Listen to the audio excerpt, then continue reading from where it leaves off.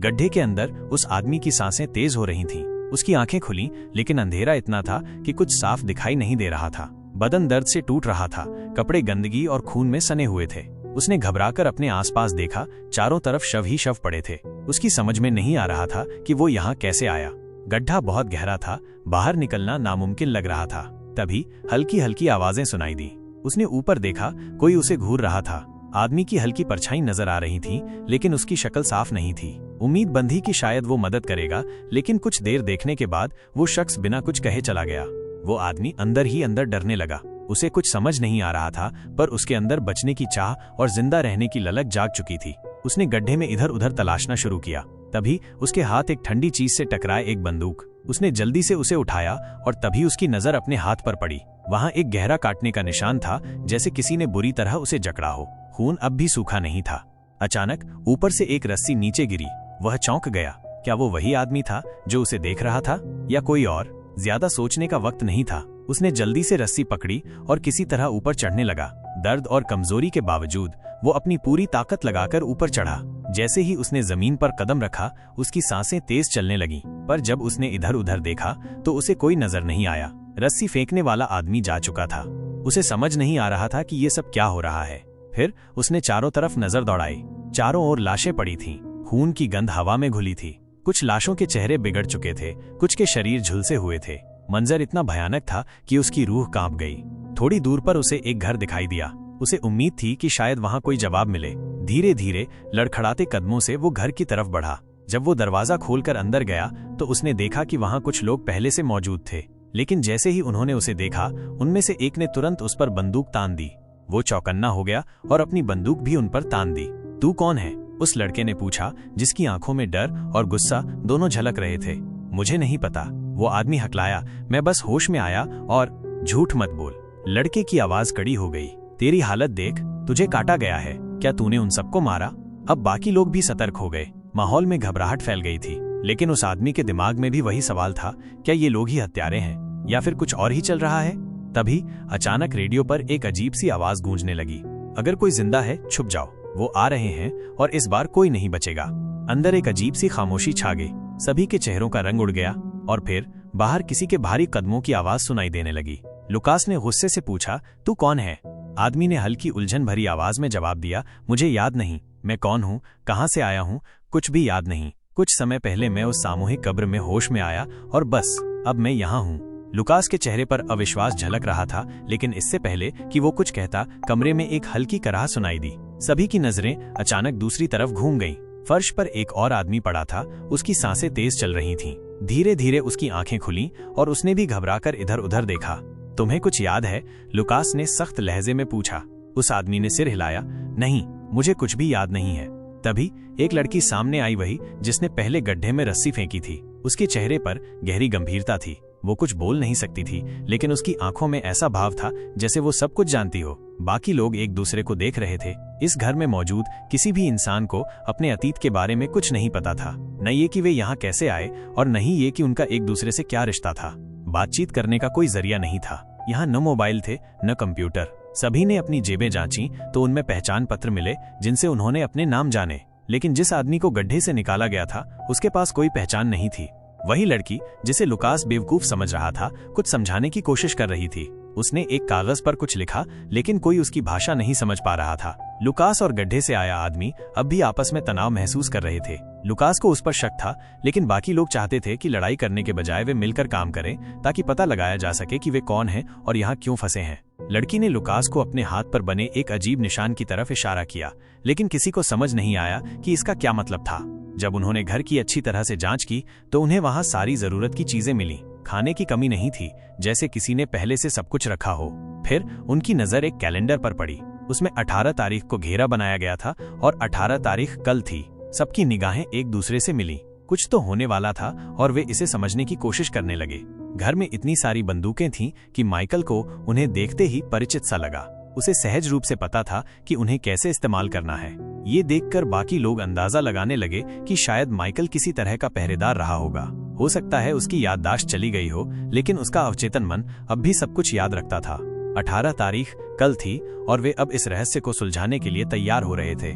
गड्ढे से निकले उस आदमी के दिमाग में अजीब अजीब दृश्य आ रहे थे। उसे वे सपने याद आ रहे थे जिनमें वो किसी लड़की को गड्ढे में खींच रहा था। लेकिन सबसे ज्यादा परेशान करने वाला था उस लड़की के शरीर पर बना बिच्छू का टैटू, जो हर बार उसकी आंखों के सामने आ जाता था।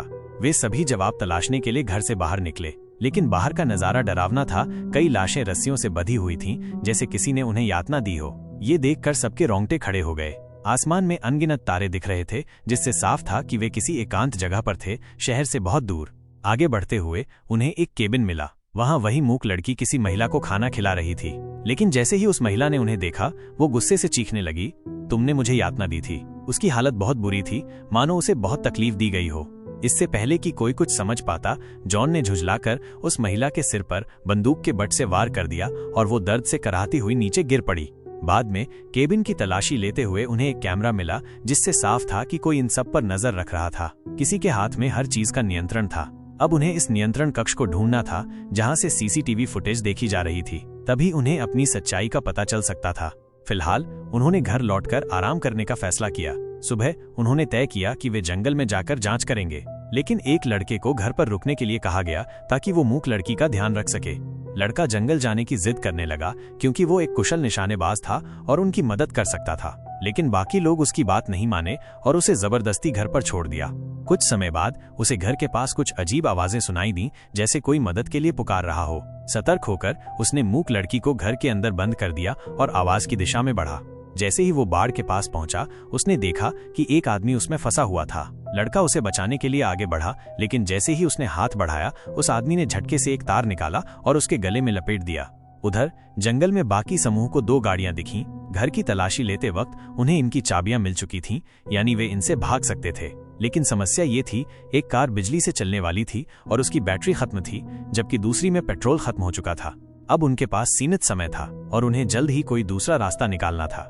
नाथन उस गूंगी लड़की की मदद से उस शेड में पहुंचता है जहां पहले वो औरत थी, लेकिन अब वो वहां से गायब हो चुकी थी। लड़की को वहीं छोड़कर नाथन आगे रिसर्च करने बढ़ता है। उसे कई और शेड्स मिलते हैं और उनमें खोजबीन करते हुए उसे एक चश्मा मिलता है। जैसे ही वो उसे पहनता है, सब कुछ अचानक क्रिस्टल क्लियर दिखने लगता है, जैसे ये चश्मा पहले से उसका था। और तभी उसके दिमाग में पुरानी यादों की झलकियां आने लगती हैं। उसका अतीत धीरे धीरे सामने आने लगता है।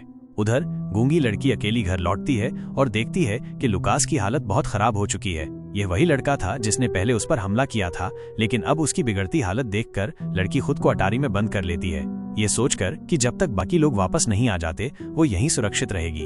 इधर लुकास घर की आगे जांच करता है और तहखाने में एक छिपा हुआ दरवाजा खोज निकालता है। वो दरवाजा तोड़कर अंदर जाता है और चौंकाने वाले ढंग से पाता है कि जिस नियंत्रण केंद्र को वे ढूंढ रहे थे वो यहीं था। उधर जंगल में बाकी लोगों को एक कार में एक पुरानी सामूहिक फोटो मिलती है जिसमें सब लोग थे, बस वही लड़का नहीं था जो गड्ढे से बाहर आया था। इस चीज ने उनके अंदर शक और बढ़ा दिया। उन्हें लगने लगा कि वो उनके समूह का हिस्सा नहीं है, लेकिन जब उससे पूछा गया तो उसने शांति से जवाब दिया, शायद मैं तस्वीर ले रहा था। तभी गूंगी लड़की उनके पास आती है और उन्हें उस लड़के के पास ले जाती है जिसे बाढ़ वाले आदमी ने घायल कर दिया था। जब वे वहां पहुंचते हैं तो वो लड़का अपनी आखिरी सांसें गिन रहा था। इससे पहले कि कोई कुछ कर पाता, वो दम तोड़ देता है। उसी वक्त बाढ़ वाला आदमी फिर से चिल्लाने लगता है, लेकिन इस बार गड्ढे से बाहर आया आदमी अपना धैर्य खो बैठता है। उसने बिना सोचे समझे बंदूक निकाली और उस आदमी को गोली मार दी। पूरा समूह सदमे में था। उनके एक साथी की मौत हो चुकी थी और अब उन्हें समझ में आ गया था कि अगर वे जल्द ही भागने का कोई तरीका नहीं निकालते तो उनकी भी यही हालत होने वाली थी।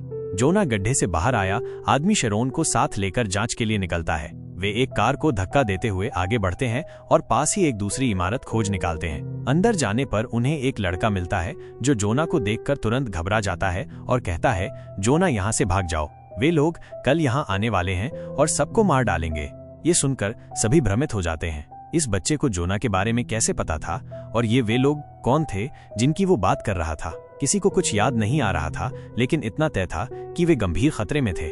इधर घर पर लुकास की हालत और बिगड़ रही थी। उसने अचानक गूंगी लड़की को पकड़ लिया, लेकिन बाकी लोग समय रहते उसे बचा लेते हैं। दूसरी तरफ शेरोन और जोना उस बच्चे तक पहुंचने की कोशिश करते हैं, लेकिन दरवाजा बंद पाते हैं। जब जोना पूरी हताशा से उसे तोड़ने की कोशिश करता है, तभी अचानक शेरोन को तेज सिरदर्द होता है।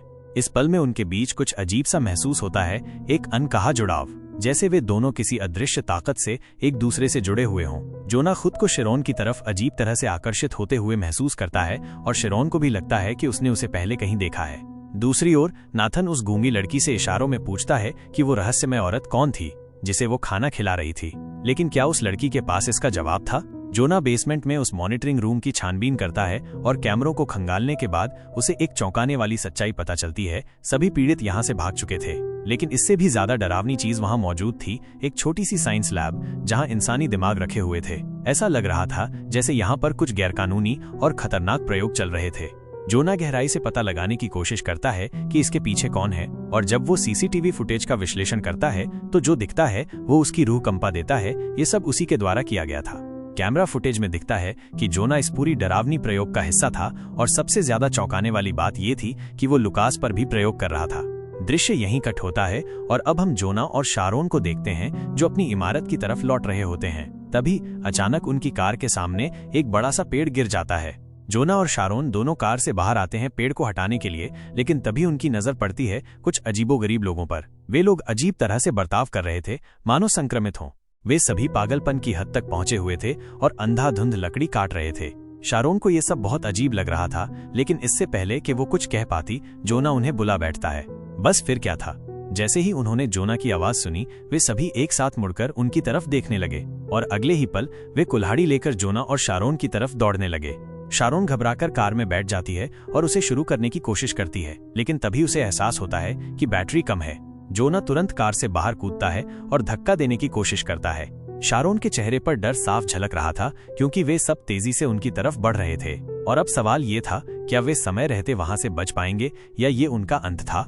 शारोन ने घबराकर देखा कि वे संक्रमित लोग उनकी ओर नहीं आ रहे थे, बल्कि किसी चीज से डरकर भाग रहे थे। जब उसने नजर घुमाई तो पाया कि कुछ शव लटके हुए थे, जो शायद उन लोगों के डर का कारण थे। जोना और शारोन एक दूसरे को देखते हैं, दोनों हैरान थे, लेकिन फिलहाल उनके पास इसका जवाब ढूंढने का समय नहीं था। उन्होंने इसे नजरअंदाज किया और जल्दी से वापस घर लौट आए, जहां लुकास उनका इंतजार कर रहा था। लुकास ने शारोन को एक कैमरा दिया जिसमें जोना के सारे काले कारनामे रिकॉर्ड थे। जैसे ही शारोन ने वीडियो देखा, उसके मन में भी जोना को लेकर संदेह पैदा हो गया। वो जोना की ओर बढ़ी, उसकी हथेली पर इंजेक्शन के निशान देखकर सन्न रह गई। क्या तुमने मुझ पर भी कोई प्रयोग किया है? शारोन की आवाज गूंज उठी। जोना अभी संभल भी नहीं पाया था कि लुकास ने अचानक उस पर बंदूक तान दी। तुमने क्या किया है जोना? लुकास की आंखों में गुस्सा था। जोना ने अपनी सांसें नियंत्रित की और बोला, रुको, मैं खुद जानना चाहता हूं कि मैं क्या कर रहा था। लेकिन लुकास ने उसकी एक न सुनी। जैसे ही जोना कुछ और कहने को हुआ, लुकास ने उस पर हमला कर दिया। जोना लड़खड़ाया, लेकिन संभल नहीं पाया और बेहोश होकर जमीन पर गिर गया। लुकास ने बिना कोई देरी किए जोना को घसीटकर उस खुले गड्ढे तक ले गया जहां से वो फिल्म की शुरुआत में निकला था। लेकिन गड्ढे में गिरने से ठीक पहले जोना को होश आ गया। उसकी आंखें खुली और उसे एहसास हुआ कि लुकास उसे रोकने वाला नहीं है। लुकास, सुनो। जोना ने रोकने की कोशिश की, लेकिन वो जानता था कि लुकास अब उसकी कोई बात नहीं सुनेगा। लुकास के हाथ में बंदूक थी और वो उसे मार भी सकता था, और अगले ही पल लुकास ने उसे धक्का दे दिया। जोना नीचे गिरते ही फ्लैशबैक में चला गया। अतीत की टूटी हुई यादें उसकी आंखों के सामने घूमने लगीं। वो टैटू वाली लड़की फिर से दिखी, जिसे वो पहले भी फ्लैशबैक में देखता आया था। जोना का गड्ढे में गिरना उसके छिपे हुए अतीत की परतें खोलने लगा, लेकिन लुकास ने इस सब की परवाह नहीं की। उसने एक गहरी सांस ली और वापस घर लौट आया। जैसे ही वो घर पहुंचा, उसने शारोन से कहा, मुझे कार की चाबियां दो। शारोन ने नाथन के बारे में पूछा, लेकिन लुकास कुछ भी याद नहीं कर पा रहा था। मुझे नहीं पता, लुकास ने ठंडी आवाज में कहा। शारोन के अंदर अजीब सा डर बैठने लगा। उसे समझ में आने लगा कि लुकास भी उन्हीं पागल लोगों जैसा हो रहा है जिन्हें उन्होंने जंगल में देखा था, और उसकी शंका सच में बदल गई जब लुकास ने अचानक गूंगी लड़की को जोर से पकड़ लिया। गूंगी लड़की घबरा गई और खुद को बचाने के लिए लुकास को धक्का देकर भागने लगी। वो अटारी की तरफ दौड़ी, लेकिन लुकास ने फिर से उसे पकड़ लिया। लुकास उस पर दबाव डाल रहा था, लेकिन तभी शारोन ने सही समय पर पहुंचकर उसे बचा लिया। जैसे ही लुकास ने शारोन के हाथ में बंदूक देखी, वो खिड़की से कूदकर भाग गया। दृश्य बदलता है और अब हमें दिखाया जाता है कि गूंगी लड़की एक बार फिर खुली कब्र के पास पहुंचती है। वो नीचे झुकती है और फिर जोना को बचा लेती है। जोना के दिमाग में एक ही बात चल रही थी, उसे जल्दी से घर लौटना होगा। उसे वो इमारत फिर से दिखाई दी जहां उसने पहले उस लड़के से मुलाकात की थी, जिसने बताया था कि वे लोग 18 तारीख को आएंगे। वो तुरंत इमारत के अंदर दाखिल होता है, उम्मीद करता है कि वो लड़का अभी भी यहीं होगा, लेकिन अंदर जाते ही हालात कुछ और ही थे। एक आदमी और एक औरत वहां थे, और जोना तुरंत पहचान गया कि वे संक्रमित हो चुके हैं। उनकी आंखों में पागलपन था, उनका शरीर अजीब हरकतें कर रहा था। जोना को अपनी तरफ आता देख वो औरत अचानक उस पर झपट पड़ी। शिट। जोना जल्दी से पीछे हटता है, लेकिन तभी उसकी कार की चाबी हाथ से छूटकर गिर जाती है। उस औरत ने बिना कोई देरी किए वो चाबी उठा ली और अपने मुंह में डाल ली। जोना को समझ नहीं आया कि वो घबराए या गुस्से में आए। वो अब भाग नहीं सकता था। अगर उसे कार की चाबी वापस चाहिए तो उसे लड़ना पड़ेगा। जोना ने हिम्मत जुटाई और उस औरत को धक्का देकर जमीन पर गिराया। फिर उसने जबरदस्ती उसका मुंह खोलने की कोशिश की, लेकिन वो औरत बुरी तरह छटपटा रही थी। जोना ने अपनी पूरी ताकत लगाई और आखिरकार चाबी निकालने में सफल हो गया। उसे ज्यादा रुकना ठीक नहीं लगा, इसलिए तेजी से इमारत से बाहर निकल आया। आगे बढ़ते हुए उसकी नजर एक कार पर पड़ी जिसमें वही लड़का अपने परिवार के साथ बैठा था। रुको, जोना ने चिल्लाकर उन्हें आवाज दी, लेकिन कार नहीं रुकी। लड़के का परिवार बिना कोई जवाब दिए वहां से निकल गया। जोना ने गहरी सांस ली। अब उसे खुद ही अपने जवाब तलाशने थे। उसी वक्त उसे जमीन पर कुछ शीशियां दिखाई दी। वो वैक्सीन थी। जैसे ही उसने उन्हें उठाया, कई यादें उसकी आंखों के सामने घूमने लगीं। मैंने ये वैक्सीन बनाई थी। उसके हाथ कांप रहे थे, लेकिन दिमाग में तस्वीर साफ होने लगी। वो किसी को बीमार नहीं करना चाहता था, वो तो उन्हें बचाने की कोशिश कर रहा था। दुनिया में एक अजीब वायरस फैल रहा था, एक ऐसा वायरस जो लोगों को पागल बना रहा था, उन्हें हिंसक बना रहा था। जोना इस वायरस का इलाज ढूंढने की कोशिश कर रहा था, इसलिए मैं ये प्रयोग कर रहा था।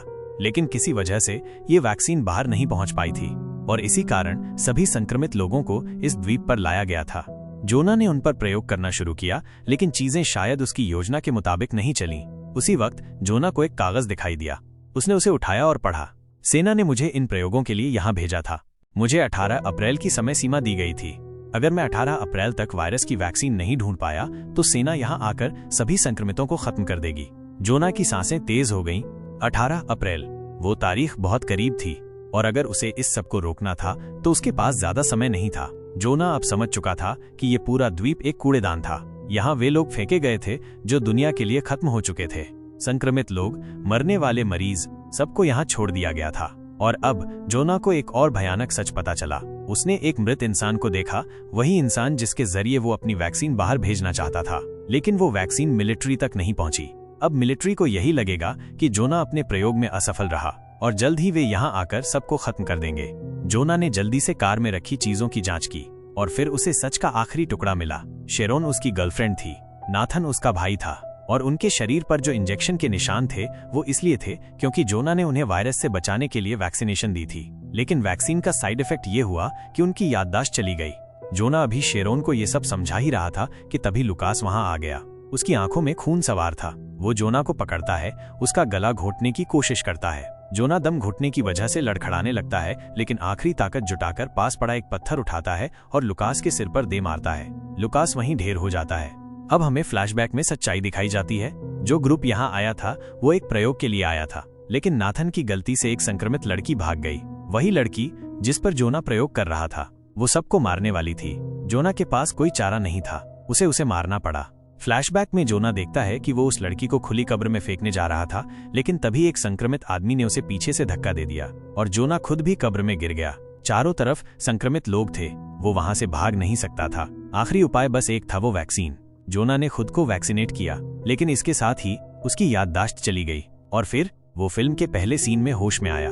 अब सीन कट होता है और हमें घर के अंदर नाथन दिखाई देता है। वो वापस बिल्डिंग में आ चुका था। शेरोन उसे देखते ही गले लगा लेती है। अब उन्हें सब कुछ याद आ चुका था। शेरोन जल्दी से जोना के लिए एक नोट लिखती है, क्योंकि बाहर कई संक्रमित लोग थे और वो जानती थी कि जोना के लौटने पर उसे ये सब जानना जरूरी होगा।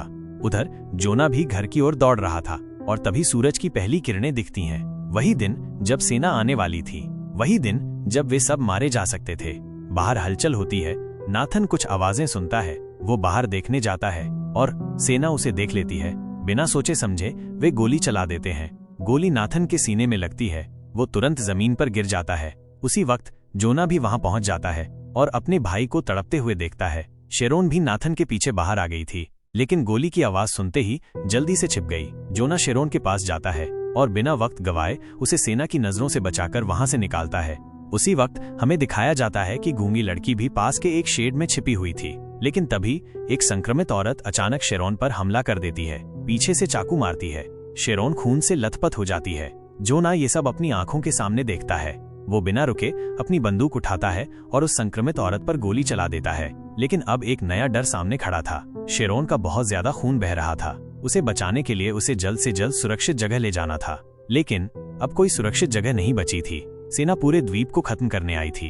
तभी जोना के दिमाग में एक ख्याल आता है, खुली कब्र। सेना वहां ध्यान नहीं देगी क्योंकि उन्हें लगेगा कि वहां सिर्फ लाशें हैं। जोना शेरोन को घसीटते हुए वहां ले जाता है। वो उसे एक आखिरी बार देखता है, फिर अपने पास की वैक्सीन निकालता है, शेरोन को इंजेक्शन लगाता है और उसे बेहोश कर देता है, ताकि अगर सेना उन्हें ढूंढे भी तो उन्हें मरा हुआ समझे। फिर वो खुद भी अपने शरीर में वैक्सीन का इंजेक्शन लगाता है और बेहोश हो जाता है।